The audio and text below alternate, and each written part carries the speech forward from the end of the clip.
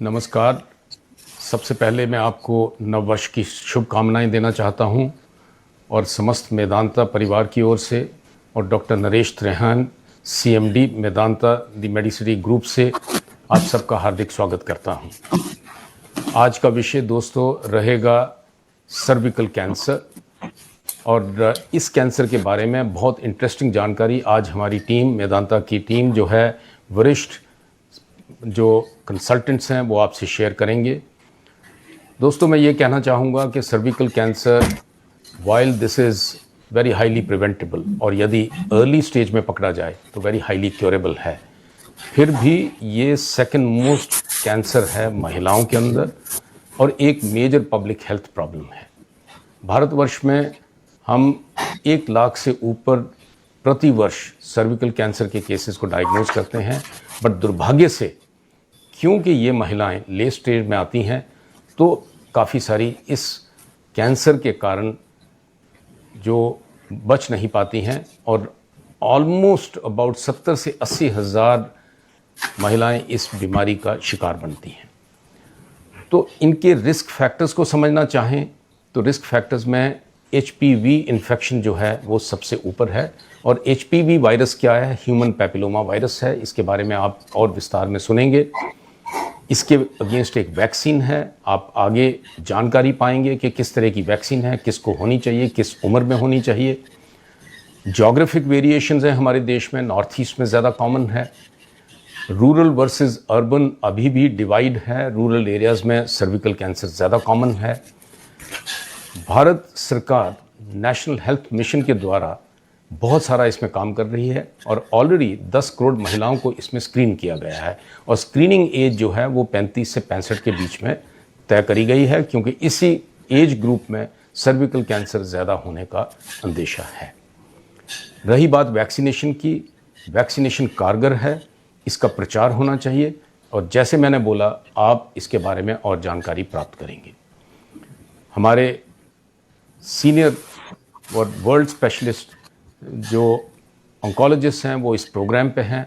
आगे की जानकारी उनसे लेने के लिए मैं प्रोग्राम को आगे बढ़ाने के लिए डॉक्टर वसंत, जॉयदीप वसंत, उनको आग्रह करूंगा कि यहाँ से आगे प्रोग्राम का सिलसिला बढ़ाएं।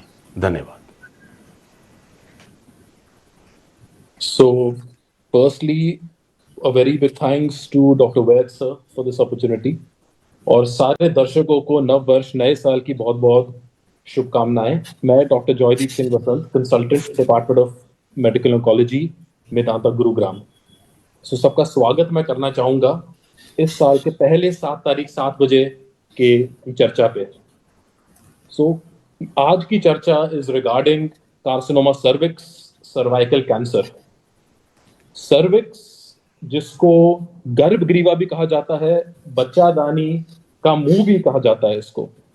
हमारे देश भारत में ये महिलाओं में सेकंड मोस्ट कॉमन कैंसर है और अगर हम ओवरऑल देखें तो थर्ड मोस्ट कॉमन कैंसर में आता है।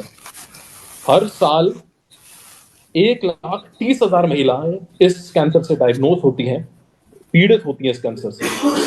एंड अनफॉर्चुनेटली इस कैंसर का जो मोर्टेलिटी यानी डेथ रेट है that is 8.7%, which is almost coming on to be 9%.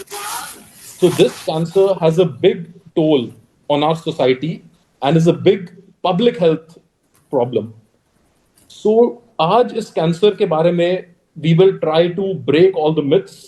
जितनी information very simply we will try to give all our viewers, and to empower our viewers more and to give this information we have 3 senior doctors who belong to the 3 most important pillars of oncology management, which is surgical oncology, medical oncology, and radiation oncology.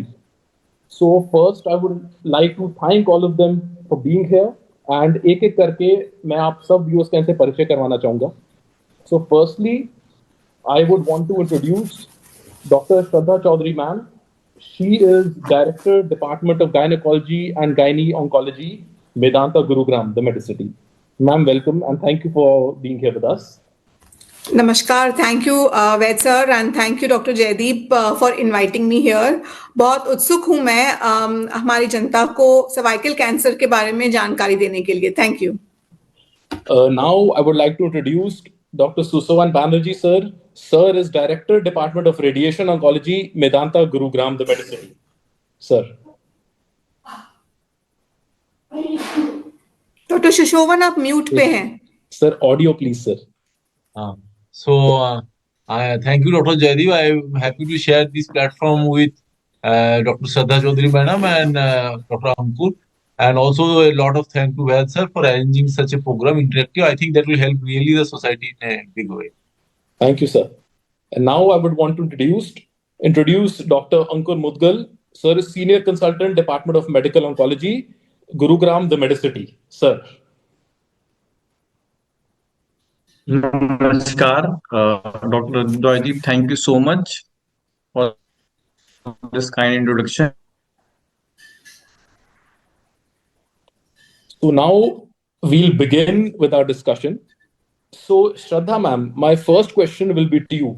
Ma'am, so every one of our audience, ma'am, everybody is सारे बहुत उत्सुक है to know regarding ma'am risk factors क्या है इस disease के. What are the risk factors, ma'am, about cervical cancer, for cervical cancer? What are the risk factors that everyone should know about and be aware of, ma'am? जी thank you doctor Jaideep इस सवाल के लिए. सो cancer ये शब्द इससे हम सब डरते हैं. ये डॉक्टर्स ही क्यों ना हो, ये हमारे घर के ग्राहक क्यों ना हो, और पूरा सोसाइटी है ये कैंसर से डरता है. सर्वाइकल कैंसर या बच्चेदानी के मुंह के कैंसर के बारे में आज हम विषय डिस्कस करेंगे. और कैंसर्स की बनावट अलग अलग होती है. कुछ कैंसर्स हमारी बॉडी में इन्फेक्शन रिलेटेड होते हैं. सो सर्वाइकल कैंसर जो है इसका सबसे मुख्य कारण जो है HPV या एक इन्फेक्शन जो है, वायरस इन्फेक्शन है जो हमारी बॉडी में usually most often sexual contact से एंटर करता है.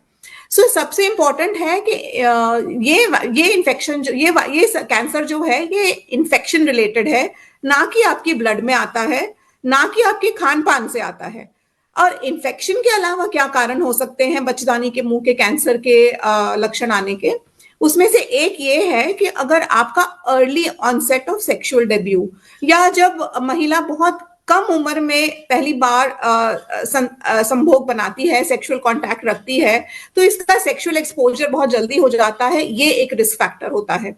दूसरा रिस्क फैक्टर, बिकॉज हम कह ही रहे हैं कि इन्फेक्शन की वजह से ये कैंसर आता है, तो जब सेक्सुअल पार्टनर्स एक से ज्यादा होते हैं, मल्टीपल सेक्सुअल पार्टनर्स होते हैं, ये अपने आप में रिस्क फैक्टर है. या अगर आपका पार्टनर है, उनके मल्टीपल पार्टनर्स हैं, तो ऐसा भी होता है. हमारी क्लिनिक में कभी कभार एक यंग वुमन आती है, फिर जब हमें पता चलता है कि इसको ये बीमारी आ रही है, जब हम हस्बैंड से बात करते हैं तो पता चलता है कि हाँ ये हिस्ट्री है मल्टीपल सेक्सुअल पार्टनर्स की. अब क्योंकि ये इन्फेक्शन रिलेटेड था, हमने इसके बारे में आपको थोड़ा बताया, लेकिन इन्फेक्शन के अलावा थोड़े और कारण भी होते हैं इस कैंसर की इंसिडेंस को बढ़ाने के. उसमें से एक कारण होता है सिगरेट स्मोकिंग. दूसरा कारण ये भी हो सकता है कि मल्टीपल चाइल्ड बर्थ, बहुत ज्यादा प्रेगनेंसीज होती हैं. और तीसरा कारण, क्योंकि इन्फेक्शन बॉडी में कैसे आता है, अगर हाइजीन पुअर हो तो इन्फेक्शन जल्दी आता है, और अगर आपका हाइजीन ज्यादा अच्छा हो तो इन्फेक्शन कम आता है. तो फीमेल जेनाइटल हाइजीन ये एक इम्पॉर्टेंट रोल प्ले करता है सर्वाइकल कैंसर के होने में. और ये पाया जाता है कि जिस औरत का इम्यून सिस्टम कमजोर है, जैसे कि मानो कि उसको एनीमिया है, या वो डायबिटिक पेशेंट है, या माल न्यूट्रिशन है उस पेशेंट को, तो अपॉर्चुनिस्टिक इन्फेक्शंस या इन्फेक्शंस बच्चेदानी के मुंह में जो बैठ जाते हैं वो बॉडी फाइट नहीं कर पाता. सो ये कुछ आम कारण है सर्विकल कैंसर के इंसिडेंस बढ़ाने के लिए एक औरत के शरीर में. And ma'am, I think these points have been extremely informative, I'm sure. Ma'am, और symptoms क्या होते हैं? कि what will be the symptoms कि किसी को, somebody's, कि हमें जाके, we should get investigations. And ma'am, किस symptoms का एक महिला को ध्यान रखना चाहिए कि वो जाके एक बार अपने डॉक्टर को दिखाएं? जी बहुत अच्छा सवाल है, बिकॉज आई थिंक हमारे देश में इवन वेरी एजुकेटेड वुमेन, आज हमारे पैनल में हम सीनियर डॉक्टर्स हैं, और हम सब इस चीज को आई एम श्योर बोलेंगे कि बहुत एजुकेटेड लोग भी अपने सिम्टम को पूरी तरह से मिस कर देते हैं, और जो लक्षण आ रहे थे उसके ऊपर नजरअंदाज करके जब तक वो पहुंचते हैं उनकी बीमारी फैल जाती है. सो अर्ली सिम्टम्स ये हमारे लिए सबसे इंपॉर्टेंट विषय है. और कभी कभार ये बीमारी सिम्टम नहीं देता तो ये तो हम नहीं कुछ कर पाएंगे, इसके लिए स्क्रीनिंग के बारे में हम बाद में बात करेंगे। लेकिन अर्ली सिम्टम ये हो सकता है कि आपको स्मेल वाला पानी, बदबूदार पानी, ये सबसे इंपॉर्टेंट सिम्टम होता है, बिकॉज कहीं इन्फेक्शन होता है तो उसका फर्स्ट साइन होता है पानी आना, जो नेचुरल नहीं है, जो आपके नेचुरल बॉडी के सिक्रीशंस थे उसके बदल के आपको पानी आता है।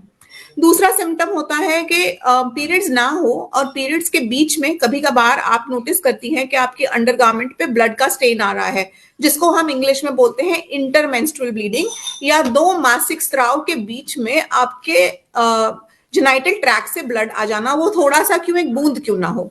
और तीसरा होता है कि सेक्सुअल कॉन्टैक्ट, जब संभोग बनाते हैं उसके बाद हम नोटिस करते हैं कि एक आध दिन के बाद या उसके इमीडिएटली बाद या 24 घंटे बाद हमें ब्लीडिंग हो जाती है, बिकॉज वो सर्विक्स जो है, बच्चेदानी का मुंह है, वो अनहेल्दी है, वहां पे जब कांटेक्ट होता है वहां के जो टिश्यूज है वो रब होते हैं और उसकी वजह से डिस्चार्ज, ब्लीडिंग, ये कॉमन सिम्टम है। हाँ, कभी कभार पेल्विक पेन या नीचे के पेट में थोड़ा बहुत डिस्कम्फर्ट होना, ये सिम्टम बड़ा वेग है, बहुत सारी कारण की वजह से पेल्विक पेन होता है। पीरियड्स के पहले ही कई औरतों को पेन होता है, नॉन कैंसरस रीजन से भी पेन होता है। सो पेन मैं ये नहीं कहूंगी कि बहुत हॉलमार्क है अर्ली कैंसर का। लेट कैंसर जब होता है, आई होप कि हमारी कंट्री इस विषय के लिए प्रोग्रेस कर ले और हमारी लेडीज अर्ली स्टेज में आए। लेकिन जब लेट कैंसर होता है तो डेफिनेटली पेल्विक पेन ज्यादा है, ब्लीडिंग ज्यादा होती है और तरीके के डिस्कम्फर्ट्स भी आते हैं पेशेंट को। So hallmark is discharge, bleeding, irregular bleeding, और मेनोपॉज के बाद कोई भी ब्लीडिंग हो, एक ड्रॉप भी हो, वो सर्विकल कैंसर या कोई और कैंसर का लक्षण हो सकता है। Right. So thank you, ma'am. I think these are again some very informative points. And जो भी हमारे viewers हैं, I think they should keep in mind कि जिनको भी ऐसे symptoms आ रहे हैं, obviously please first go to your general physician to please get checked up. इनको ignore नहीं करना चाहिए. I think these are the main information that ma'am has given us. So my next question is to Dr. Ankur Mudgal. Sir, जैसे ma'am ने हमें symptoms का बताया है and basically risk factors का मैम ने बताया है, तो सर सपोज करिए there is a female with high risk of cervical cancer, sir वो पोस्ट मेनोपॉजल ब्लीडिंग के साथ आते हैं, तो सर वो कौन सी इन्वेस्टिगेशंस है सर जिससे we can come out we can come on a diagnosis and staging of this particular disease? Sir please tell us about this investigations, doctor Ankur. Thank you doctor Joy. तो ये बहुत ही इंपॉर्टेंट क्वेश्चन है कि आप कैसे आगे बढ़ते हैं अपने ट्रीटमेंट में, कैसे डायग्नोसिस बनाते हैं उसका कैंसर का। तो जब भी कोई पेशेंट हमारे पास ये ब्लीडिंग लेके आता है, जैसे मैंने जो सिम्टम बताया, कोई अबनॉर्मल डिस्चार्ज है, कोई पोस्ट मेनोपॉजल ब्लीडिंग है, तो सबसे पहला जो फोरमोस्ट स्टेप होता है वो फिजिकल एग्जामिनेशन का होता है। तो उनका पर वेजिनल एग्जामिनेशन किया जाता है। उसके बाद देखा जाता है कि सर्विक्स नॉर्मल है, हेल्दी है, या फिर उस पर कोई ग्रोथ है। एक कॉल्पोस्कोपी नामक एक जांच होती है जिससे हम सर्विक्स को जूम करके देख सकते हैं, वो करा जाता है। अगर कोई एबनॉर्मल सेल्स या ग्रोथ दिखती है वहां पर, तो वहां से हम लोग एक सैंपल ले सकते हैं जिसे बायोप्सी बोलते हैं। तो ये बायोप्सी बहुत ही इंपॉर्टेंट होती है। बायोप्सी करके हम लोगों को ये पता लगता है कि वहां पर पहली बात कैंसर है या नहीं है, दूसरी बात उसकी क्या ग्रेडिंग है, उसका क्या टाइप है, क्या सेल ऑफ ओरिजिन है, ये सब जानकारी हमें बायोप्सी से मिलती है। बायोप्सी में एक बार ये कंफर्म करने के बाद कि पेशेंट को कैंसर है, हम लोग आगे की जांच देखते हैं कि वो कैंसर जो है वो कितना ज्यादा फैला हुआ है। तो उसके लिए सबसे पहले सीटी स्कैन, एमआरआई, इन जांचों से हम देखते हैं कि जो उसका फैलाव है वो आसपास वाले एरिया में कितना है। उससे हमें ये पता लगता है कि जैसे कि आसपास उसका कितना साइज है, जैसे उसके आसपास अगर ब्लैडर है, पेशाब की थैली है, पीछे लैट्रिन का रास्ता है, आसपास की मसल्स है, उसका कितना इन्वॉल्वमेंट है। वो देखने के बाद हम ये देखते हैं कि एक बहुत ही कॉमन इन्वेस्टिगेशन का आपने नाम सुना होगा, पेट सीटी स्कैन। तो वो पूरी होल बॉडी का पेट सीटी स्कैन करा के हम देखते हैं कि कहीं और बॉडी में कहीं वो स्प्रेड आउट तो नहीं है, लंग्स में, लीवर में कहीं और तो नहीं स्प्रेड आउट हो गया है। तो ये तो हमारी जांच हो गई जो कैंसर के बारे में हमें बताती है। फिर उसके बाद कुछ जांच होती है जो कि बताएंगे कि पेशेंट की फिटनेस कैसी है उसके ट्रीटमेंट के लिए। फिर हम वो जांचें करते हैं, जैसे ब्लड इन्वेस्टिगेशन हो गई, सीबीसी हो गया, liver function, kidney function, ECG, echoes, वो हमारी पेशेंट की फिटनेस तय करती है। तो ये हम बेसिक वर्कअप करते हैं कोई भी ट्रीटमेंट डिसाइड करने से पहले। So again some very valid points. So sir ने कहा है दो सेट की इन्वेस्टिगेशंस होती है, एक डायग्नोज करने के लिए, स्टेज करने के लिए, दूसरी होती है पेशेंट की फिटनेस देखने के लिए। तो डॉक्टर अंकुर, एक मिथ में I would want to break today for all our viewers. Sir काफी पेशेंट्स आते हैं डॉक्टर अंकुर, हमें कहते हैं कि सर बायोप्सी से कैंसर फैल तो नहीं जाएगा? तो सर प्लीज सबको बताइए कि बायोप्सी से कैंसर क्या फैलेगा? बिल्कुल बिल्कुल, ये सबसे गलत मिथ है और सबसे कॉमन है एक्चुअली, और यस, सबसे ज्यादा बिलीवेबल है, क्योंकि यस, सबको लगता है कि आपने उस कैंसर को हिट किया, उससे सैंपल लिया तो वो जरूर फैलेगा। बट ऐसा बिल्कुल नहीं होता। हमारे यहाँ जितने भी पेशेंट्स की ट्रीटमेंट होते हैं जो बिल्कुल ठीक होके जाते हैं, उन सबकी बायोप्सी होती है। बायोप्सी के बिना ट्रीटमेंट कैंसर का करना बहुत ही खराब होता है और आपको करना ही नहीं चाहिए इनफैक्ट। आई सो ये सबसे बेसिक पॉइंट है, बायोप्सी करना बहुत जरूरी है और इससे कैंसर नहीं बढ़ता है। इस चीज का दिमाग में अपना रखना बहुत इंपॉर्टेंट बात I think all the four of us, we are all in the field of oncology, and I'm sure all four of us will agree, and every other oncologist on the planet will also agree. That cervical cancer, especially, including many other cancers, probably 99% of them, once biopsy is always essential, and with biopsy the cancer does not spread. ये सब I think ये सारे viewers को मैं बोलना चाहूंगा. So my next question is to Dr. Susuvan Banerjee sir. Sir जैसे अभी डॉक्टर अंकुर ने कहा है कि हमें इन्वेस्टिगेशंस करवानी है for staging of the disease sir, sir थोड़ा सा सर हमारे व्यूअर्स को सिंपली प्लीज सर थोड़ा स्टेजिंग और प्रोग्नोसिस के बारे में sir please enlighten them sir regarding staging of this particular disease sir.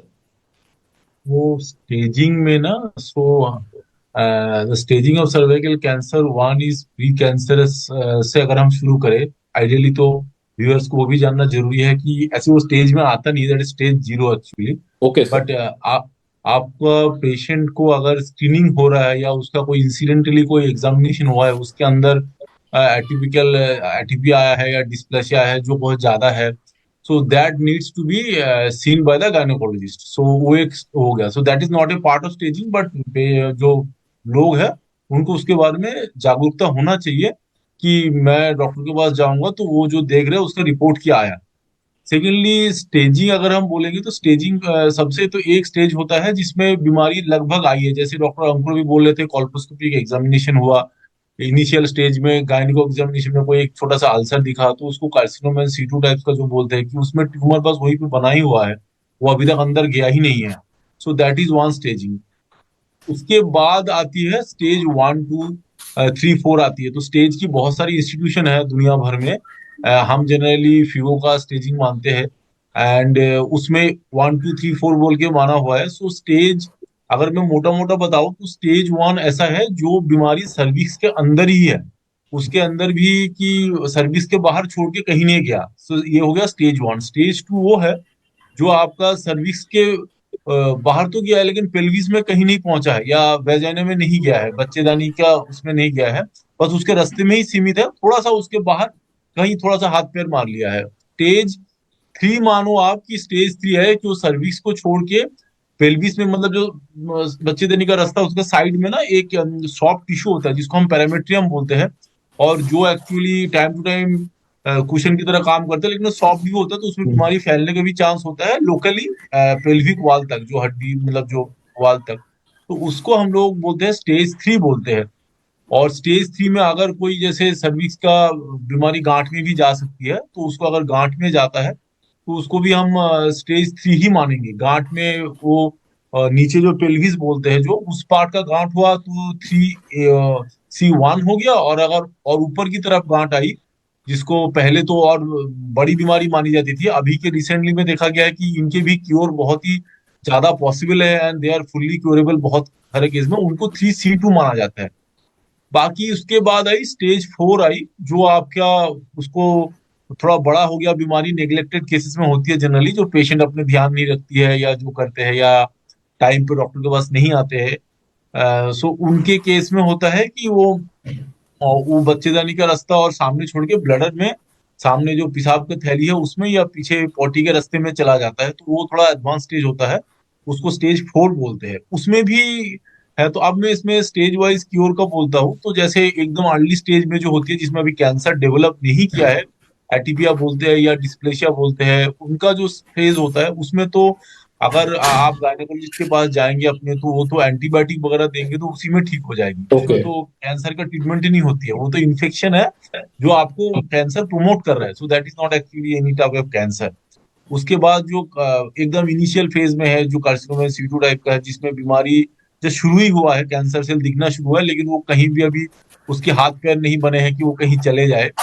Case में भी एक बहुत बड़ा बायोप्सी करते हैं सर्जन, या पूरा निकाल देते हैं उस पार्ट में, या लोकल एक्सिशन करते हैं, या यूट्रस को निकाल देते हैं according to the need of the patient. उसका हो गया। तो उसमें जो होता है स्टेज 1 में आपकी control cure rate actually 95 to 98% है, Okay. अगर सारा मिला ले हम। और फिर स्टेज 2 जो है उसमें आपका जो सर्विस के बाहर बीमारी गया हुआ है, उसमें cure rate is around in the tune of 85 to 90% या 91% 92% तक हो जाता है। स्टेज 3 जो है उसमें क्योर रेट आएगी आपकी 75% तक आ जाएगी, मतलब 100 में से 75 लोग उसके बाद भी ठीक हो जाएंगे, 75 से 80। अब ये बताना जरूरी है, ये जो क्योर रेट में बोल रहा हूँ ना, ये सब एक टाइम का था जिसमें ट्रीटमेंट डेवलप हो रहे थे। ऑल्दो ये मॉडर्न एरा भी वही सब है, बट आने वाले अभी के टाइम में और लास्ट 3-4 साल में स्पेशली कुछ कुछ नए ट्रीटमेंट आए हैं, उसका भी प्रभाव पड़ेगा आने वाले टाइम में। और जो स्टेज 4 होती है उनकी क्योर रेट आएगी आपकी 45 to 55%, मतलब 100 में से और स्टेज 3 का आ जाएगा 75%। तो ये जो क्योर रेट है ये आपका ओवरऑल क्योर रेट है, लेकिन जो लोकल कंट्रोल होती है, जो बीमारी का ओनली कंट्रोल होता है, ये एक और हाई है, मतलब सर्विक्स का कंट्रोल इससे भी ज्यादा हाई होता है। So I think some very interesting points made over there. And sir ने स्टेज के बारे में भी बहुत सिंपली एक्सप्लेन किया है. And what I could basically concur from what all sir has said is basically जितना early stage में हम diagnose patient को करेंगे उतना ही ज्यादा क्योर रेट होगा. So I would like to pose a question to Shraddha ma'am. So ma'am, like sir has said, the cure rates are very high in the early stages. So ma'am, please tell us regarding screening of this disease, ma'am. Since we've discussed investigations, ma'am, we'll come to treatment. But now, ma'am, I would want to discuss the screening of this disease, because obviously prevention is better than cure, and even diagnosing diseases at early stages is much better for the patient in terms of cure, ma'am. So please, ma'am, how can we diagnose this disease early or even prevent it, ma'am? So screening ke regarding, ma'am, cervix mein, especially हमारी country में, ma'am, what are the guidelines, ma'am? At which age should it start and which age should it end, ma'am? So please, ma'am, kindly tell us regarding this. Thank you. ये बहुत burning सवाल है. I think आज के पूरे ही 1 घंटे में दर्शक अगर कुछ एक्चुअली समझना चाहें तो सबसे बड़ा मैसेज ये है कि ये कैंसर का रूप लेने में 10 साल लगते हैं. सो अगर 10 साल के अंदर औरत एक गायनेकोलॉजिस्ट का चेकअप कुछ फ्यू टाइम्स भी कर ले तो वो डॉक्टर के पास कैंसर बनने के पहले ही पकड़ में आ जाती हैं. सो प्रिवेंशन या कैंसर बनने के पहले हम प्री कैंसर या कैंसर के पहले के जो सेल्स हैं, डॉक्टर बैनर्जी बता रहे थे डिस्प्लेसिया, ये एक वर्ड है जो प्री कैंसर होता है. और प्री कैंसर के भी अलग अलग स्टेज है, क्योंकि जैसे मैंने बताया 10 साल लगते हैं डिजीज प्रोग्रेशन में. तो अगर हम पेप्समियर, HPV DNA, ये कुछ टेस्ट हैं जो बच्चेदानी के मुंह के पानी के टेस्ट हैं जो करवाना बहुत सरल है. और अभी ऐसे भी चीजें आ रही हैं बिकॉज औरतें शर्माती हैं, उनको गायनेकोलॉजिस्ट के पास जाकर के इंटरनल एग्जामिनेशन करवाना, ये विषय के बारे में सोच के ही उनको लगता है मैं डॉक्टर के पास नहीं जाऊं. तो ये चीज को भी ओवरकम करने के लिए सेल्फ टेस्टिंग भी आ गया है कि किट्स अवेलेबल हो गए हैं, प्रोग्राम्स आ रहे हैं. वैद सर ने हमें इंट्रोडक्शन में बताया कि नेशनल प्रोग्राम्स जो हैं वो बहुत ही ज्यादा इस चीज को प्रोपोगेट कर रहे हैं और फ्री टेस्टिंग ये अवेलेबल हो रही है जिसमें पेशेंट सेल्फ टेस्टिंग करेगा, अपने आप ही अपना सैंपल लेके भिजवाएगा. सो पैप्समियर, HPV DNA ये कुछ टेस्ट हैं. और इसकी उम्र डॉक्टर जॉयदीप हमें पूछ रहे हैं कि एक औरत को किस उम्र में स्टार्ट करना चाहिए अपना टेस्टिंग. गाइडलाइंस थोड़े से आपको मिक्स मिलेंगे बिकॉज इंटरनेशनल गाइडलाइंस कुछ अलग होते हैं, WHO गाइडलाइंस कुछ अलग होते हैं, और इंडियन बॉडी जो हमारी फॉक्सी है, जो गायनी सोसाइटी है, वो भी अपनी कुछ गाइडलाइंस बनाती है. क्योंकि टेस्टिंग भी थोड़ा सा महंगा है, हर एक के लिए अफोर्ड करना मुश्किल है. सो हमने फॉक्सी में या गायनी सोसाइटी ऑफ इंडिया ने ये बनाया है कि HPV DNA का स्टार्ट पॉइंट जो है हम 30 इयर्स रखते हैं. और इंटरनेशनली अगर आप अमेरिकन गाइडलाइंस वगैरह पढ़ो तो वो कहते हैं कि HPV टेस्टिंग 25 से भी स्टार्ट की जा सकती है. और अगर हम बात करें तो पैप्समियर की, कि पैप्समियर हमें किस उम्र में स्टार्ट करना चाहिए, तो सेक्सुअल डेब्यू या सबसे पहले हमने जब सेक्सुअल कॉन्टैक्ट किया है वो जो एज थी उससे या 1 साल बाद या 21 साल के बाद जो लेटर है. सो अगर आप 21 साल की हैं और अभी सेक्सुअल डेब्यू नहीं हुआ है तो आपका टेस्ट नहीं कराना है। और अगर आपने 18 इयर्स पे सेक्सुअल डेब्यू कर लिया है तो आप 19 इयर्स से टेस्टिंग पेप्समियर का करवा सकती हैं।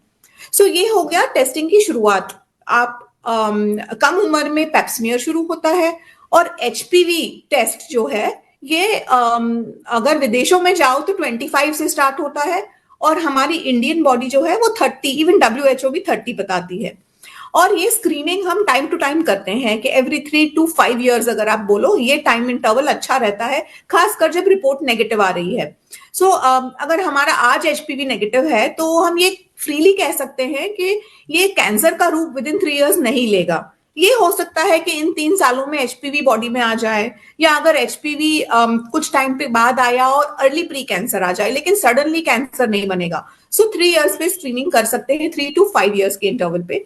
और जिस औरत ने रेगुलर स्क्रीनिंग कराई है, ये भी एक इंपॉर्टेंट चीज है। हमारे बड़े हॉस्पिटल्स में, हम एक कॉर्पोरेट हॉस्पिटल में हैं और हम एग्जीक्यूटिव हेल्थ चेक प्रोग्राम्स कुछ 15 ईयर्स से कर रहे हैं मैदानों में, मैदानता में, और हजारों महिलाओं ने पेप्समियर का फायदा लिया है। हमने एचपीवी टेस्टिंग 2010 से इंट्रोड्यूस की थी मैदानता में और पेशेंट्स हम पकड़ते हैं। सो अगर आप रेगुलर स्क्रीनिंग कराते हैं तो 65 पे बंद करें, लेकिन अगर आप रेगुलर स्क्रीनिंग नहीं कराते हैं, आपने कभी अपना पेप्समियर एचपीवी नहीं कराया, तो 65 के बाद भी अगर आपके पैकेज का हिस्सा है तो उसको कराने में और गायनेकोलॉजिकल एग्जामिनेशन कराने में कोई हर्ज नहीं है। सो ये इंपॉर्टेंट था पेप्समियर और एचपीवी टेस्टिंग एंड स्क्रीनिंग। और बीमारी का रूप लेने के लिए या कैंसर का रूप लेने के लिए प्रोग्रेशन इंटरवल जो है वो एक डिकेड है, 10 साल है। आप विमेन आपको इस चीज का फायदा उठाना चाहिए कि ये एक ऐसा कैंसर है जो आपको वक्त देता है। डॉक्टर बैनर्जी, डॉक्टर अंकुर, डॉक्टर जॉयदीप हमें एडवांस कैंसर के बारे में बात कर रहे हैं, जहां वो कैंसर बच्चेदानी को छोड़ के पेशाब की थैली में चला गया है, आंत में चला गया है, और औरत काफी पीड़ित होती है इस बीमारी के साथ, बहुत सफर करती है। सो ये क्यों ना हम पहले पकड़ लें और पेप्समियर और एचपीवी डीएनए या तो सेल्फ टेस्टिंग या एक हेल्थ चेक सेंटर में जा करके अपना टेस्ट कराएं, ताकि आप सेफ रहें और आपको कैंसर ये हो ही ना। Right, ma'am. So, ma'am, what I have concurred is testing should start at the pap smear should start at 21 years, and Yes. and HPV can start by the 25 years as per the Indian guidelines, or by the WHO guidelines 30 years, and screening should be done, ma'am, till 65 years, right? Yes, that is right. Till 65 अगर आपने regular screening कराई है, Right, पर ma'am. अगर Right, आप ma'am. Regular screening कराते हो Yes, तो ma'am. जब भी आप पहुंचो गायनेकोलॉजिस्ट के पास, एक टेस्ट जरूर करवा लो। Right ma'am. मैम, एक हमारे ऑडियंसेस ने क्वेश्चन पोज किया है, एक तो वैक्सीन पे है, वो मैं बाद में पूछूंगा। मैम, किसी ने क्वेश्चन पूछा है, I think it's a very valid question. Ma'am, क्या पैप स्मेयर पेनफुल होता है? Is it painful ma'am? किसी ने पूछा बहुत ही वैलिड क्वेश्चन है। Yes, ma'am. आज मेरे पास जो काबिल डॉक्टर्स हैं वो सब मेल हैं, तो और ये टेस्ट उन्होंने ना किया है ना उनके ऊपर हुआ है, लेकिन as a doctor and as a woman मैं बिल्कुल वो एम्पथाइज करती हूँ उस औरत के साथ, बिकॉज बहुत अनकंफर्टेबल फील होता है जेनाइटल एग्जामिनेशन कराना और उस पोजीशन में लेटना, और एक डॉक्टर इंस्ट्रूमेंट डालती है। Yes, ma'am. ठंड के मौसम में वो इंस्ट्रूमेंट भी ठंडा होता है एक्चुअली। Yes, ma'am. Yes, लेकिन आपकी डॉक्टर आपको पूरी तरह से कंफर्टेबल करके एक अच्छे एनवायरनमेंट में अगर ये आपके लिए टेस्ट ले तो ये पेनफुल नहीं होता है। ये पेन तब होता है जब औरत अपने आप को डर के वजह से अपनी पेल्विक एरिया को स्क्वीज कर देती है इंस्ट्रूमेंट के ऊपर, वो डर जाती है और उसको लगता है कि मुझे और पेन होगा, तब वो पेन होता है। अगर वो रिलैक्स्ड में टेस्ट हो तो actually I would like to give this message to all the women, ये टेस्ट पेनफुल नहीं है। आप जैसे ईएनटी डॉक्टर के पास जाके अपना टॉन्सिल्स चेक कराते हो, वो उतना ही इजी या कंफर्टेबल है पेप्समियर टेस्ट कराना। Right. I think that is a very good point. Ma'am, किसी ने एक और क्वेश्चन किया है कि क्या वाइट डिस्चार्ज कैंसर का साइन हो सकता है? आई थिंक ये मैम, जी, I think it's a question in itself, because ये हम एवरी डे फेस करते हैं। हमारी गायनेक ओपीडी में 16 साल की लड़की आई थी आज मेरी ओपीडी में, जो अपने वाइट डिस्चार्ज के लिए कंसर्न थी। लेकिन वाइट डिस्चार्ज या वजाइनल डिस्चार्ज, इसका एक नेचुरल साइकिल होता है और ये कभी अबनॉर्मल होता है। So white discharge menstruating age में, जब पीरियड स्टार्ट हो गए हैं, तब हमारी बॉडी हर महीने प्रेगनेंसी पकड़ने के लिए तैयारी करती है। और ईस्ट्रोजन, प्रोजेस्टेरॉन हार्मोन्स ये साइक्लिकल, पहले 15 दिन में अलग हार्मोन होता है, फिर जब अंडा फट रहा है तो अलग तरीके के हार्मोन है, और जब जब सेकेंड हाफ आ जाता है तो दूसरा हार्मोन। और हार्मोन्स के असर में जो डिस्चार्ज या जो पेंटीपेट पानी आ रहा है उसका रंग बदलता है, उसका नेचर बदल जाता है, उसकी क्वांटिटी भी बढ़ जाती है। मिड साइकिल में जब अंडा फट रहा है तो पानी बढ़ जाता है।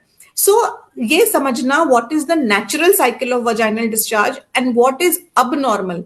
सो अबनॉर्मल जैसे मैंने बताया था, जब इसमें खुजली आ रही है, जब इसमें बदबू आ रही है, जब इसमें रंग बदल रहा है या इसकी क्वांटिटी चेंज हो रही है, बढ़ रहा है, आपको गीलापन महसूस हो रहा है, खुजली हो रही है, स्मेल हो रही है, तब ये अबनॉर्मल है। सो वाइट डिस्चार्ज होना ये हमेशा प्रॉब्लम नहीं है, ये नेचुरल डिस्चार्ज हो सकता है आपके मुंह के सिक्रीशंस की तरह। अबनॉर्मल डिस्चार्ज निग्लेक्ट ना करें और अपना चेकअप जरूर कराएं। Right. I think that's a very important point. So, जैसे the four of us belong to the three most important fields in oncology, surgical, radiation, medical. So, Dr. Ankur, my next question is to you. Ki sir, role of multidisciplinary approach in management of cervical cancer, Dr. Ankur. तो doctor Joy, ये बहुत important question आपने raise किया है अभी, क्योंकि actually होता क्या है, जैसे आपने बताया कि एमडीटी मतलब होता है मल्टी डिसिप्लिनरी टीम जो हमारी होती है। वो जो एक कैंसर का डिसीजन होता है, ट्रीटमेंट डिसीजन होता है, वो एक बहुत इंपॉर्टेंट होता है इनिशियल फेज में। तो वो कोई भी एक डॉक्टर वो डिसाइड नहीं करता, वो एक टीम ऑफ डॉक्टर डिसाइड करती है, जिसको हम एमडीटी बोलते हैं।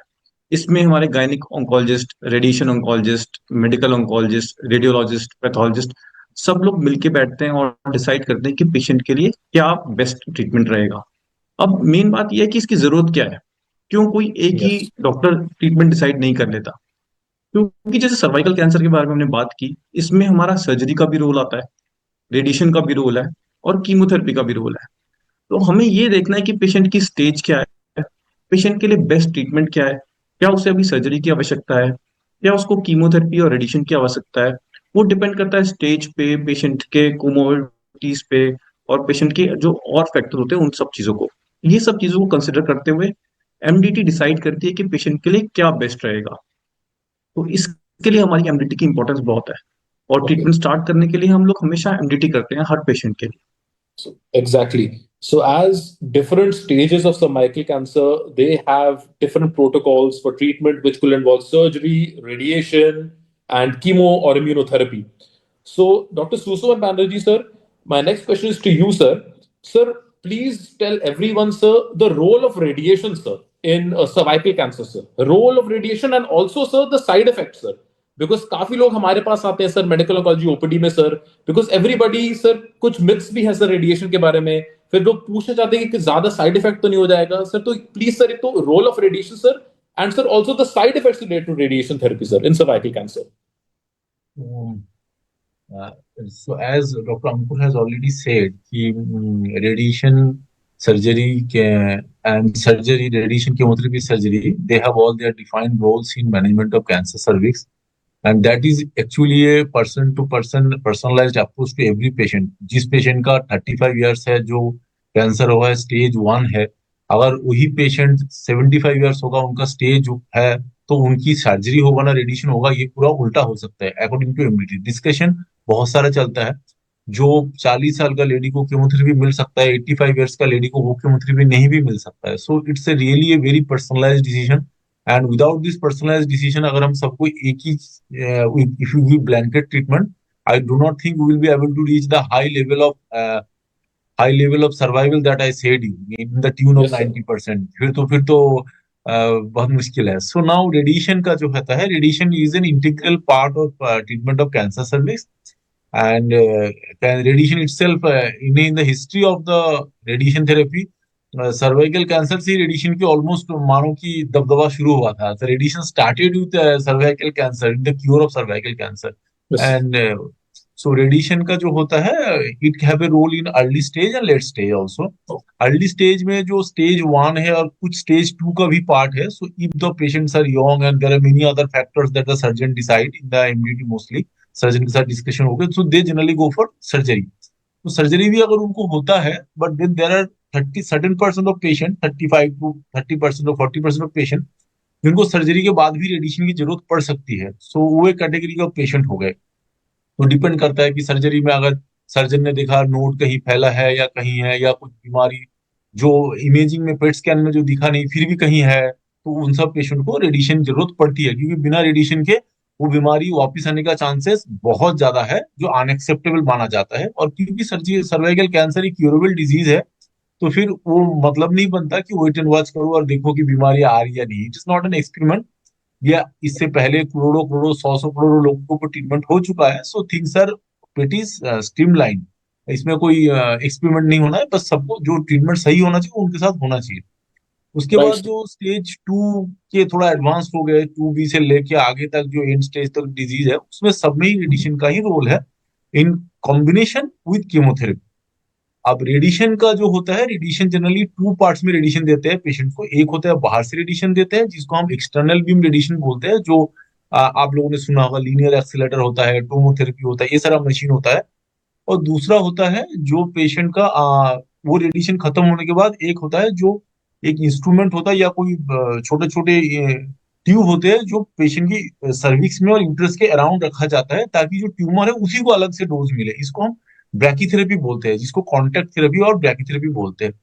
इन दोनों का ही रोल बहुत इंपॉर्टेंट है। और इसके साथ साथ रेडिएशन के बीच बीच में पेशेंट को कीमोथेरेपी के साइकिल भी लगता है, ताकि रेडिएशन का इफेक्टिवनेस और बढ़ जाए, ताकि पेशेंट को रेडिएशन का जो अमाउंट है वो और कम लगे और उसका बढ़िया से काम हो। तो ये रेडिएशन का जो रोल होता है, इनमें जो रेडिएशन होता है 5 हफ्ते का रेडिएशन होता है जनरली। कुछ कुछ जगह छोटा भी करने की कोशिश कर रहे हैं रेडिएशन की, 5 के बदले 3 हफ्ते या कोई कर रहे हैं, लेकिन एज अभी तक जो गोल्ड स्टैंडर्ड है वो 5 हफ्ते का ही रेडिएशन है बाहर का।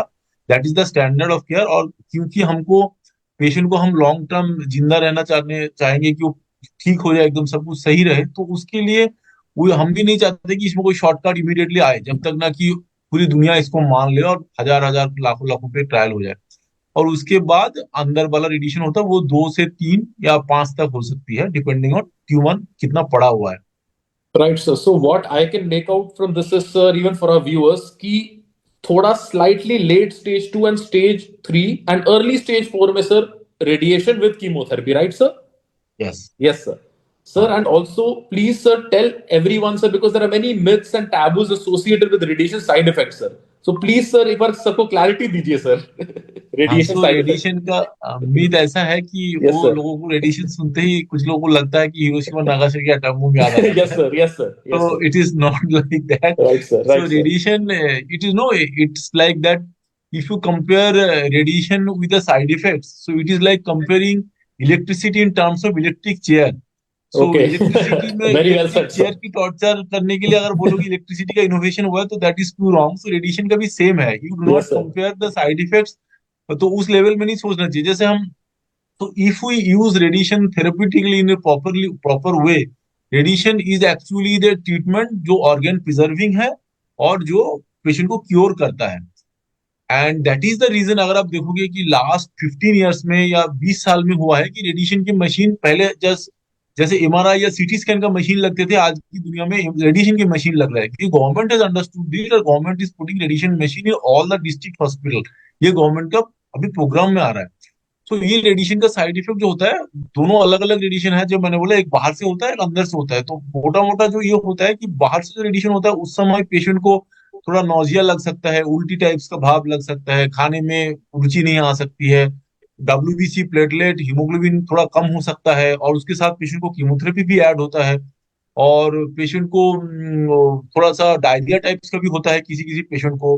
तो ये सारा चीजों को प्रिवेंट करने का एक अच्छा तरीका है कि आप घर का खाना खाए, सादा खाना खाए, मतलब प्रोटीन खाना तो खाइए, लेकिन मिर्च वगैरह तेल मसाला ज्यादा मत डालना उस समय। और आप अपना बाहर का जूस वूस ना पिए, जो मैं हर पेशेंट को बोलता हूँ। जैसे पेशेंट होता है ना, बाहर वेदांता के बाहर जूस का स्टॉल है, Yes. तो पेशेंट जो मिलता है, कोई डायरिया लेके आता है, मेरा फर्स्ट क्वेश्चन होता है कि बाहर का जूस मिल रहा है वो पी रहे हैं, तो 30% of them will say yes.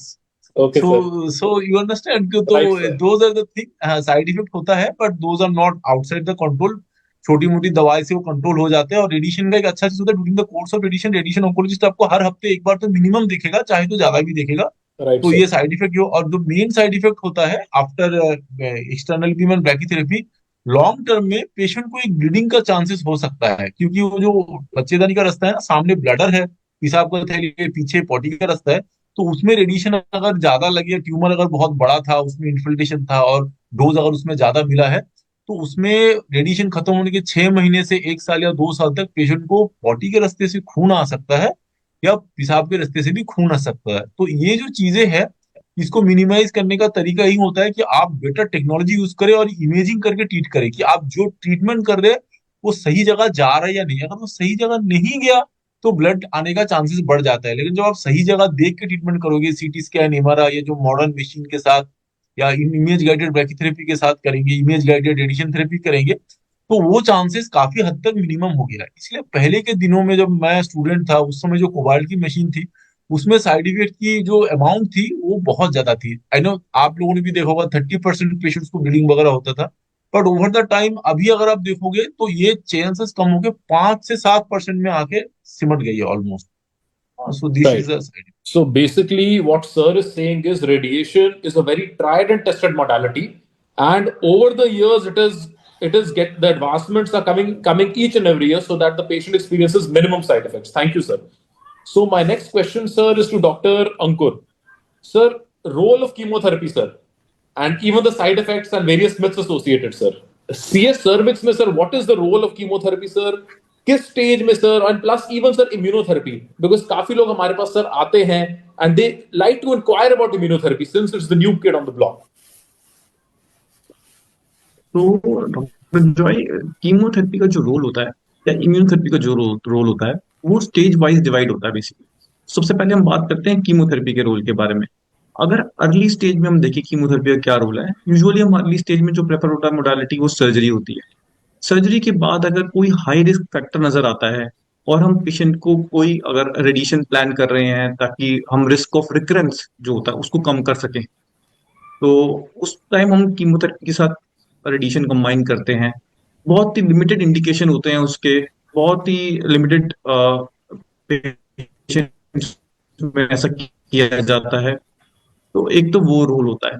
दूसरा होता है जो लोकली एडवांस हमारा कैंसर है, स्टेज लेट स्टेज 2, स्टेज 3, उसमें हम डायरेक्ट रेडिएशन कर रहे हैं, वहां पर हम कीमोथेरेपी को रेडिएशन से कंबाइन करते हैं। तो जो प्राइमरी रोल रहता है वो रेडिएशन का ही होता है, बट उसका जो कीमोथेरेपी का जो बेनिफिट होता है वो होता है कि वो रेडिएशन की जो सेंसिटिविटी होती है उसको इंक्रीज करती है। तो जो कैंसर सेल्स होते हैं वो उसको ज्यादा सेंसिटिव बना देती है रेडिएशन के लिए, जिससे कि हमारा लोकल कंट्रोल जो होता है वो इम्प्रूव होता है, हमारा पेशेंट का सर्वाइवल जो होता है वो इम्प्रूव होता है।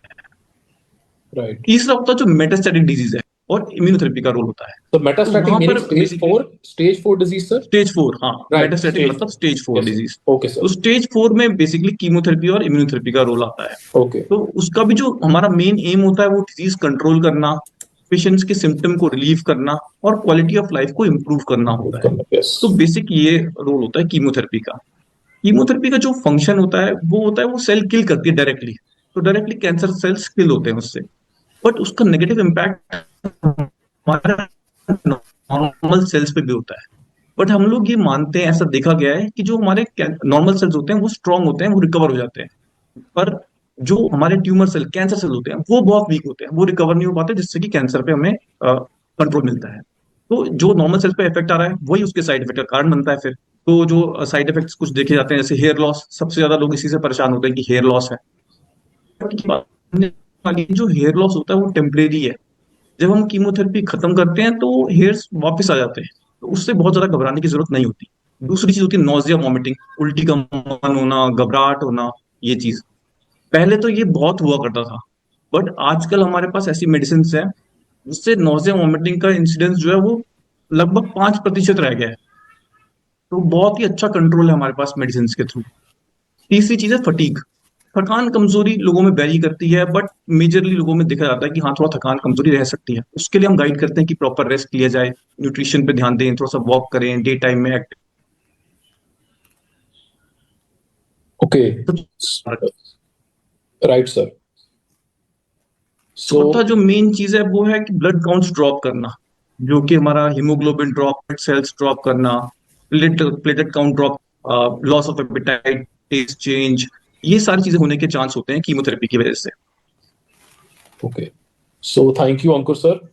And so now, Shraddha ma'am, very quickly now, ma'am, the role of surgery, ma'am, in cervical cancer, ma'am. So what I could figure out, ma'am, from the other two panelists, we discussed, ma'am, so surgery in cervical cancer, ma'am, is it an early stage? बिल्कुल मैं I think audience के लिए simplify कर दूंगी Yes, कि ma'am. Yes, ma'am. Tumour दिख रहा है सबसे पहले तो इसकी स्टेज क्या है और अर्ली स्टेज डिजीज में पेशेंट की फैमिली कंप्लीट है या नहीं क्या ये और बच्चा चाहती है कि नहीं, इस अनुसार हम सर्जरी कभी कभार टेलर कर सकते हैं, खासकर बहुत अर्ली डिजीज में जहां सर्वाइकल कोनाइजेशन से भी हो सकता है हम बहुत अर्ली स्टेज का कैंसर जो है वो निकाल सकें। दूसरी सर्जरी होती है कि बच्चेदानी का थोड़ा सा हिस्सा, ट्रैकेलेक्टमी सर्जरी को बोलते हैं, वो भी किया जा सकता है और लिम्फ नोड्स उसके साथ निकालते हैं। और जब ट्यूमर दिख नहीं रहा है लेकिन सेल में आ गया है कि कैंसर बन चुका है, तो ऐसे में यूट्रस रिमूवल, अर्ली स्टेज में यूट्रस रिमूवल किया जाता है जहां फैमिली कंप्लीट हो गई है। लेकिन इससे थोड़ा सा स्टेज आगे है और 2 सेंटीमीटर तक का ट्यूमर है, तो सर्जरी का थोड़ा टेक्निक बदल के हमें सिर्फ बच्चेदानी निकालने के अलावा रेडिकल सर्जरी करनी पड़ती है। डॉक्टर बैनर्जी ने हमें पैरामेट्रियम के बारे में बताया था कि पैरामेट्रियम में बीमारी फैलती है, लिम्फ नोड में फैलती है, तो सर्जरी के दौरान पैरामेट्रियम और लिम्फ नोड को भी रिमूव करना पड़ता है और निचला हिस्सा सर्विक्स के नीचे वजाइना आता है, तो वजाइनल कफ मार्जिन भी हमें देना पड़ता है। और सर्जरी की टेक्निक हम अभी तक तो ओपन सर्जरी ही कर रहे हैं, लेकिन हो सकता है आने वालों में, क्योंकि ट्रायल्स हैं जिसमें हम रोबोटिक टेक्नोलॉजी है, लेप्रोस्कोपिक टेक्नोलॉजी है, इसके ट्रायल्स भी हुए थे लेकिन अभी पूरी तरह से प्रूवन नहीं है। सो अर्ली स्टेज कैंसर जहां 2 सेंटीमीटर से कम ट्यूमर साइज है तब तो सर्जरी का ही रोल है, और 2 से 4 सेंटीमीटर ट्यूमर साइज जो है ये ग्रे एरिया आता है कि जहां सर्जरी भी हो सकती है, खासकर स्क्वामस सेल कार्सिनोमा में और एडिनोकार्सिनोमा में। लेकिन अगर ट्यूमर साइज 4 से बड़ा हो चुका है तो प्लीज जाकर के गायनेकोलॉजिस्ट को ना कहें कि यूट्रस रिमूव करो। और ये अनफॉर्चुनेट अफसोस की बात ये है कि पेशेंट भी जाते हैं सर्जरी कराने और कोई इंस्टीट्यूशंस में सर्जरीज हो भी जाती हैं जब बीमारी थोड़ी फैली हुई है, और सर्जरी करो उसके बाद रेडिएशन और कीमो लो तो आपको तीनों ही प्रॉब्लम्स का जो कॉम्प्लिकेशन है वो तीनों होगा, लेकिन फायदा उतना नहीं होगा। सो जब बीमारी 4 सेंटीमीटर से बड़ी है तो सर्जरी की टेक्निक ये अच्छा ऑप्शन नहीं है आपके लिए। So I think some very valid points made by ma'am that एक कुछ particular, जैसे हमारे तीनों पैनलिस्ट ने बताया, हर ये treatment is tailored out as per the patient stage, and sometimes all three modalities have to be used, sometimes only one has to be used, and sometimes only 2 have to be used. So now Shraddha ma'am, even our next question, we have a lot of questions in our chat box. Ma'am, everyone, is almost everyone is asking us about the cervical cancer vaccine, ma'am. So please, ma'am, people are asking what age can we get it done? Till what age can we get it done, ma'am? And side effects, and ma'am, various taboos and myths about this vaccine, ma'am, that people spread. Some, ma'am, some myths that I have heard is it causes infertility, and all sorts of, ma'am, various stupid myths also, ma'am. So please, ma'am, kindly clear it for everyone. बिल्कुल, बहुत सालों से health care और gynaecological society इस पे काम कर रही है और हम we are happy to see that अभी ये वैक्सीनेशन एक्सेप्ट हुआ है और इंडियन वैक्सीनेशन प्रोग्राम में आ गया है। सबसे बड़ी बात कि हमारे वैक्सीनेशन प्रोग्राम का हिस्सा हो गया है। सो पहला सवाल था क्या उम्र है, सही उम्र है? सबसे जल्द से जल्द ये वैक्सीन 9 साल पे लग सकता है, दोनों लड़कियों को और लड़कों को लग सकता है। लेकिन आप मुझे पूछो कि उत्तम उम्र क्या है, what is the ideal age? So ये होता है 11 से 12 साल की उम्र। सो अगर मुझे मेरे बच्चे को लगाना है और कोई मुझे पूछ रहा है कि क्या उम्र है बेस्ट, 11 to 12 इयर्स ये सबसे अच्छा एज है जब आपने वैक्सीन लगाना है। अभी तक तो हम 2 वैक्सीन देते थे इस उम्र में, लेकिन ये आगे आके ऐसा भी हो सकता है कि 1 डोज से भी काम चलेगा। सो 9 साल से लेकर 15 साल तक जो है ये पहला एज ग्रुप है, ये उम्र ये बेस्ट उम्र है। अगर आप 15 से क्रॉस हो गए हो तो 15 से 20 ये नेक्स्ट पॉपुलेशन है जहां अभी हम कह रहे हैं 2 डोज भी काम कर सकते हैं, और 26 साल तक 26 साल तक हम कहते हैं कि 3 डोज काम कर सकते हैं, और 26 से लेके 45 26 to 45 ये हम बोलते हैं कैचअप वैक्सीनेशन। ये वैक्सीनेशन हम मास पॉपुलेशन को नहीं ऑफर कर रहे हैं, लेकिन एक औरत जाकर के अपने हेल्थ केयर प्रोवाइडर से समझ सकती है कि उसका रिस्क क्या है, कि लेट अस से कि मेरा इम्यूनो कॉम्प्रोमाइज स्टेटस है, लेट अस से पोस्ट लिवर ट्रांसप्लांट है, मैं इम्यूनो कॉम्प्रोमाइज ड्रग्स पे हूँ, तो वैक्सीनेशन लेना अच्छी बात है, कोई भी उम्र में लगा लो, बिकॉज आपको इन्फेक्शन का रिस्क ज्यादा है। हमने शुरुआत के प्रोग्राम में ही ये डिस्कस किया कि एचपीवी इम्यूनो कॉम्प्रोमाइज वुमेन में ज्यादा इजिली सर्विक्स में बैठा रहता है। सो एज ग्रुप ये रही 11 to 12 years, as early as 9 years, and 9 to 15 ये फर्स्ट ग्रुप है, 15 to 26 ये सेकेंड ग्रुप है, और 26 to 45 अपने हेल्थ केयर प्रोवाइडर से डिस्कस करके लीजिएगा। वैक्सीनेशन अलग अलग है मार्केट में, कॉस्ट का कंस्ट्रेंट हो तो प्लीज इंडियन वाला जो है वो फ्रीली अवेलेबल है, वैक्सीनेशन प्रोग्राम्स में है, गर्ल्स और बॉयज, मैंने ये भी कहा क्योंकि ये सेक्सुअली ट्रांसमिटेड डिजीज है, हम ये चाहते हैं कि हर्ड इम्यूनिटी आ जाए, तो गर्ल्स और बॉयज दोनों के लिए है वैक्सीन। सो वैक्सीनेशन आप लगवाइए इन द यंग एज को, बोथ फीमेल्स एंड मेल्स, और सर्वावैक नाम से है ये वैक्सीन जो हमें लगाना है। अगर कॉस्ट कंस्ट्रेंट नहीं है और हाई एफ्लुएंट सोसाइटी से है तो 9 वायरसेस का प्रोटेक्शन, या जिसको हम बोलते हैं नोनावेलेंट वैक्सीन, गार्डासिल 9 के नाम से आता है इंडिया में और फॉरेन मैन्युफैक्चर्ड है। ये एचपीवी के अलग अलग टाइप्स होते हैं, आज के प्रोग्राम में हम सब तो नहीं कवर कर पाएंगे, लेकिन 16-18 ये सबसे डेंजरस एचपीवी है, और अदर हाई रिस्क एचपीवी भी काफी सारे होते हैं। वैक्सीनेशन जो है हमारे पास 9 वायरसेस के अगेंस्ट है, और गार्डासिल 9 अगर आपकी अफोर्डेबिलिटी है तो ये लगवा सकते हैं। कॉस्ट का इशू है तो गार्डासिल 4 या सर्वावैक लगाएं। और एक और आपने जैसे बोला मिथ है कि लड़कियां बोलती हैं कि मैम हम विदेश जा रहे हैं तो हम नहीं आ सकते 1 साल में, तो क्या हम अपने 3 डोज कैसे लगाएं? तो ये लगाती ही नहीं है, वैक्सीनेशन ही लगाती है, अगले साल फिर आ जाती हैं चेकअप कराने कि मैम हमने तो नहीं लगाया बिकॉज हम वहां रहते हैं।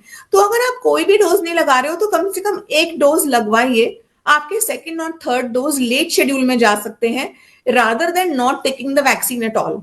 ये फर्स्ट मैसेज रहा, डोंट डिले द वैक्सीनेशन। लोग इस चीज को पुश करते हैं कि अभी सेक्सुअल डेब्यू नहीं हुआ है, अभी इंटरकोर्स नहीं हुआ है, या आप डॉक्टर कह रहे हैं कि एचपीवी जो है ये सेक्सुअली ट्रांसमिटेड है, लेकिन अडोलेसेंट एज ये फर्स्ट टारगेट है, 11 से 12 साल। दूसरा मिथ आप पूछ रहे थे कि इससे इनफर्टिलिटी होती है, पीरियड्स में प्रॉब्लम आती है, इसमें कोई भी फैक्ट्स नहीं है। इसके कॉमन साइड इफेक्ट्स तो एक ही हैं कि हाथ में दुखता है, आर्म में पेन होना, किसी किसी को फीवर होना।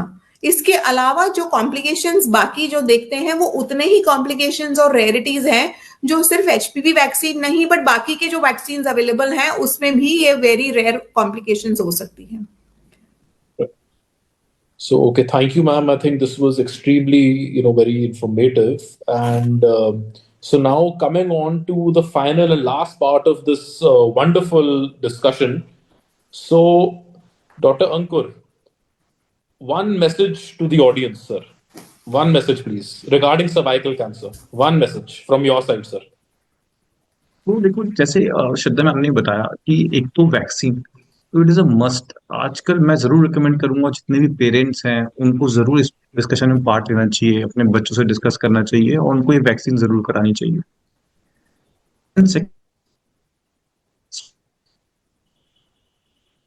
ये एक ऐसा कैंसर है जिसको हम इतनी जल्दी पकड़ सकते हैं और फिर वो क्यूरेबल होता है हमारा ट्रीटमेंट का, और बहुत लिमिटेड ट्रीटमेंट होता है, तो आप एक्सटेंसिव ट्रीटमेंट से होते हो और टाइम चाहिए। इस पे जरूर फोकस करना चाहिए हमारी सारी ऑडियंस को, इसके बारे में और जानकारी इकट्ठी करनी चाहिए। अगर कोई भी डाउट है, कंफ्यूजन है, अपने डॉक्टर से आके मिलें और इसके बारे में जरूर डिस्कस करें। Right. Thank you, sir. Now, Dr. Susuman, sir, one myth I would want you to break, sir.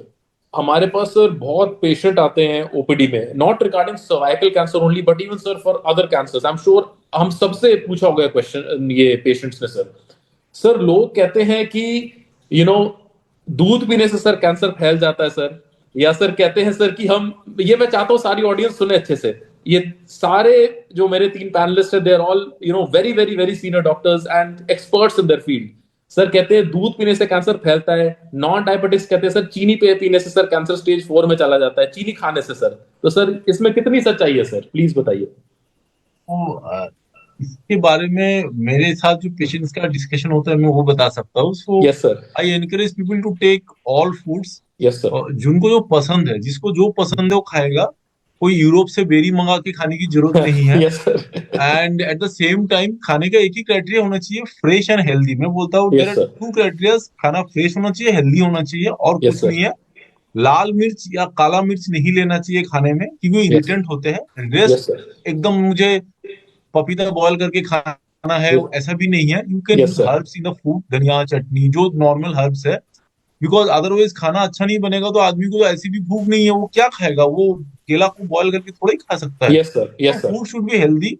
और मैं पेशेंट को तो ये बताता हूँ, घर में आप बिरयानी बना के खा सकते हो तो वो भी खा लो, मुझे प्रॉब्लम नहीं है. बिल्कुल सर. तो that is how it is. अगर फूड पेशेंट सही से नहीं खाएगा तो ट्रीटमेंट झेलेगा कैसे? And the right other sir. Thing is the patients must know कि अगर खाने से ही सारा ट्रीटमेंट ठीक हो जाता है, सब होता है, राइट तो सर. फिर लोग बीमारी होने के बाद होटल जाते हैं, रेस्टोरेंट जाते. हॉस्पिटल तो कब की बंद हुई होती दैट्स है ना. Right sir. I think I तो so 100% we agree sir. Must understand the diet is something जो, जैसे हमारी पुरानी भी आप देखोगे ना, पहले दिनों में किसी को टाइफाइड होता था, स्मॉल पॉक्स होता था, तो घर में जो लोग थे उनको बोलता बस इसको नारियल का पानी पिलाओ, उसी में सब हो जाएगा, या उसको सादा खाना दो. जिस समय आपकी बॉडी को प्रोटीन की सबसे ज्यादा जरूरत है कि आप यस वायरल सर. फीवर से रिकवर कर रहे हो, उसी समय बोलते थे इसको तो बॉयल खाना खिलाओ, चिकन, फिश, पनीर, दूध सब बंद कर दो, हजम यस नहीं कर सर. पाएगा. ऐसा नहीं है. Yes sir. So right you sir. Have to give the patient को जो जरूरत है शरीर में, जब आपकी बॉडी ब्रेक कर रही है, न्यू बॉडी बन रही है, उसी समय तो खाने की जरूरत है.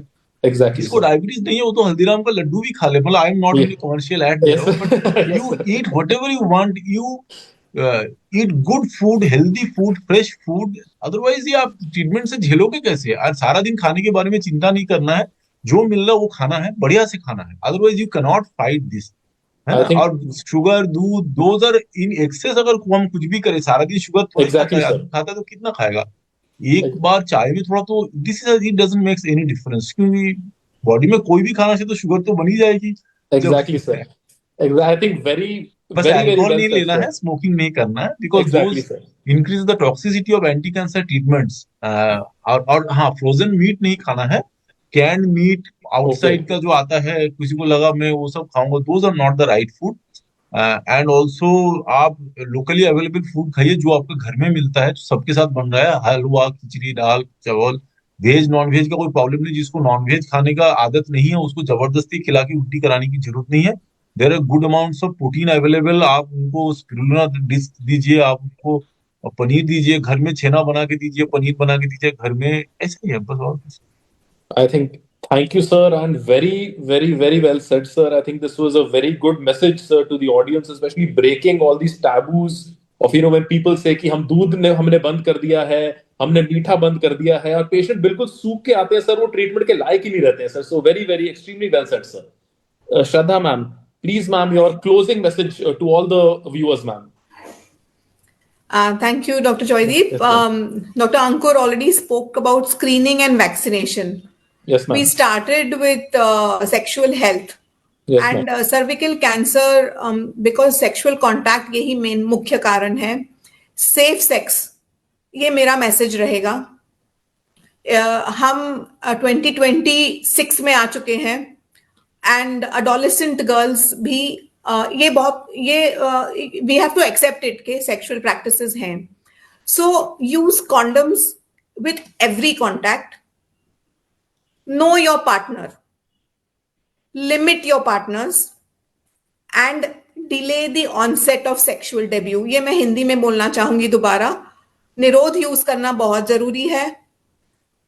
आप हो सके उतने पार्टनर्स, सेक्सुअल कॉन्टैक्ट पार्टनर्स कम रखें. अपने पार्टनर्स की जानकारी जरूर रखें. और जितना आप लेट पहली बार सेक्सुअल कॉन्टैक्ट करें, ये आपके लिए सेफ रहेगा. सेफ सेक्स प्रैक्टिस, इससे सर्वाइकल कैंसर का हम बर्डन बहुत कम कर पाएंगे. That's my take home message. Thank you. I think very well said, a very important message to especially the youth of this country. I think they are the future, and to keep them safe for the future and to carry this country forward, I think this is a very important message, ma'am. So I think with all these messages, I would like to close this panel, and a big thanks to our Cancer Institute Chairman, Sir Dr. Ashok Vaid, sir. Thank you, sir, for this opportunity. Thank you, Muskan and team, I think, for organizing this. A big thanks. And I think a thanks to Shraddha ma'am, Banerjee sir, Dr. Ankur sir. And, I think this discussion, I think, has been so good. And, I think so informative to everybody and a very casual discussion, sir. I would say rather a non-scientific discussion also. I think with all the important messages, sir, and ma'am, you've all given, I think it's been extremely helpful. And I'm sure all our viewers have benefited with this, ma'am. So now I guess, ma'am, it's 8 p.m. And I think I'll have to close this now. And thank you so much. Looking forward to, doing 7 Tarikh 7 Baje with, all of you once again. And, Happy New Year and good night and bye, ma'am. Thank you. Thank you so much. Bye, Thank namaskar, you. good night. Thank you, namaste. Thank you, sir. Sir, thank you.